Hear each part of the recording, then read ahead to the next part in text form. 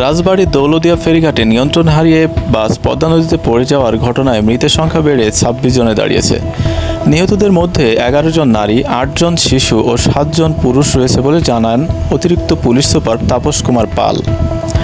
কুষ্টিয়ার কুমারখালী থেকে ছেড়ে আসা সৌহার্দ্য পরিবহনের বাসটি দৌলতদিয়া ঘাটে ফেরিতে ওঠার অপেক্ষায় ছিল।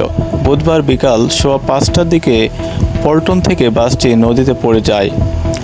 বাসটি দৌলতদিয়া ঘাট হয়ে ঢাকায় ফিরছিল। কুষ্টিয়া থেকে ৬ জন যাত্রী নিয়ে ঢাকায় যাত্রা শুরু করা বাসটি পথে আরও যাত্রী তোলায় এতে ৪০ জনের বেশি লোক থাকার তথ্য পাওয়া যায়।